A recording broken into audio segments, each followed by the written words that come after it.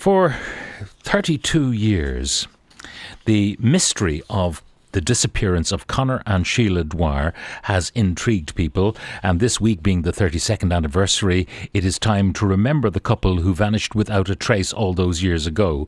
Ralph Riegel is the Southern correspondent for the Irish Independent, and he's on the line. Ralph, good morning. Good morning, Pat. This is an extraordinary mystery. You had a couple in their 60s who simply vanished without a trace. Yeah, very much so. And I think that's the kernel of the story, Pat, is that it was a couple who vanished. I mean, we do have people that vanish. Sadly, it's quite commonplace within society. And some of them vanish for years, if not decades.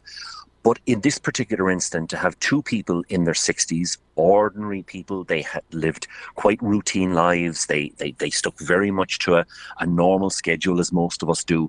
And it literally is as if they stepped off the face of the earth. They were last seen going to a funeral in the town of Fermoy in County Cork. Now, they lived off the kind of the main street of the town, as you will, at a place called Chapel Hill. They lived within sight of the St. Patrick's Church in Fermoy, and they were. So they walked to church, did they? They would have walked to church, yeah. Now, Mr. Dwyer drove a white Toyota Cressida car, quite a distinctive vehicle at the time. And how the alarm was raised was they were seen going to this funeral. Mrs. Dwyer talked to her sister, I think it was the following day, and then there was no contact. Now, family members had tried over a week or two to try and contact the couple. Now, their two adult sons were working overseas at the time, and family members, when they couldn't contact them, they eventually went to the Gardaí. Gardaí went to the property. The Toyota car wasn't there. When Gardaí gained access to the property, what makes the disappearance so bizarre is their bank details were there, their passports were there, travel documents, suitcases, all of their clothing. There was no indication that they had packed for any type of trip. There was no indication that anyone had broken into the house. There was no indication of a robbery, but the car was gone. And from that day until now, there has been no trace of the vehicle. There's been no confirmed sighting of Conor and Sheila Dwyer. There have been a number of sightings investigated, but Gardaí believe that they were well-intentioned but mistaken, one of which actually was in Germany. So despite numerous appeals, despite an elaborate recreation of their last movements, there's not been any inkling of what happened to them. And Gardaí had really pinned all of their hopes on tracing the car. If they could have found the car, if they could have even found parts of the car, it might have given them some area to focus their investigation on. But from that day until now, there's been no trace. Now, the registration number of the Toyota Cressida, white in colour, 5797ZT. Yeah, and it was quite an unusual car at the time because, of course, Toyotas were very popular in Ireland from probably the mid-70s onwards, but it would have been models like maybe the Corolla would have been very commonplace, the Cressida much less so. Now, Mr. Dwyer was very careful of his car, so the car was always kept in immaculate condition.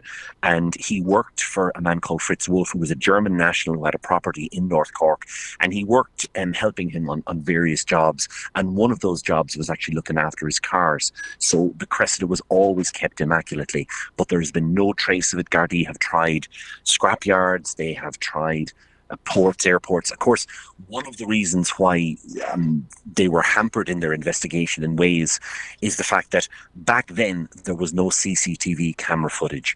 So where Gardaí would have been helped, say, today, by being able to trace a vehicle through tolls, tunnels, ports, airports, whatever like that, there was nothing available to them back then. Now, this was 32 years ago, and Conor was 62, and his wife Sheila Dwyer, she was 61. So if they were alive today, they'd be 94 and 93, respectively.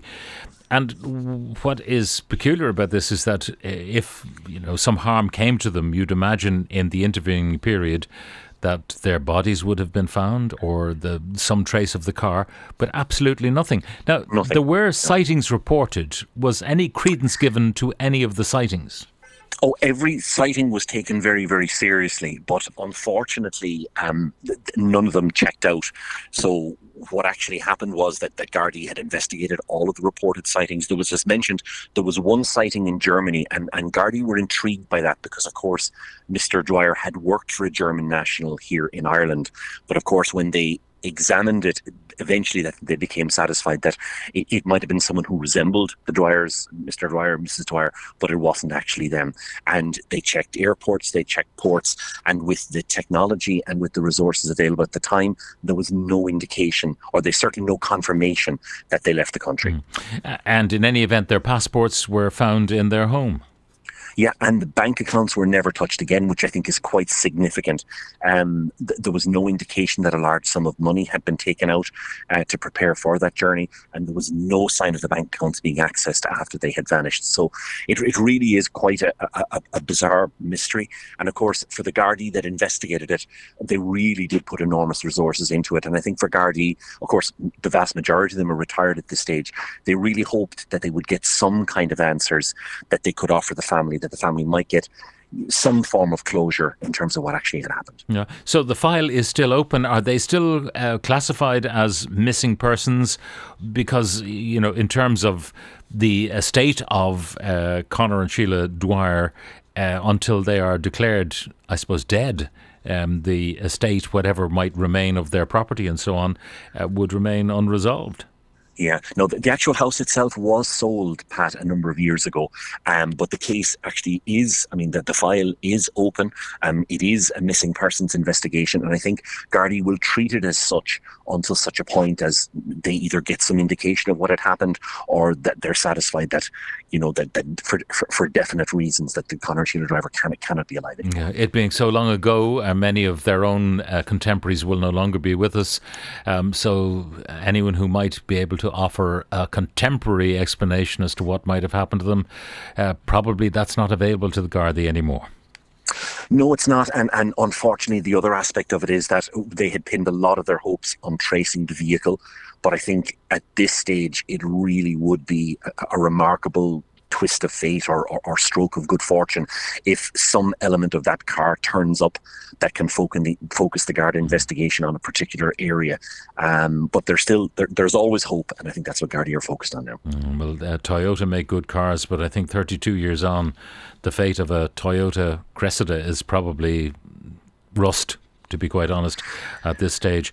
Anyway, Ralph, the mystery remains 32 years on, an extraordinary story, and I'm sure all of those connected with Conor and Sheila Dwyer would love to have the matter resolved, because the unanswered questions must be tormenting. That's the only word for it. Ralph, thank you very much for joining us. Ralph Riegel, Southern correspondent for the Irish Independent.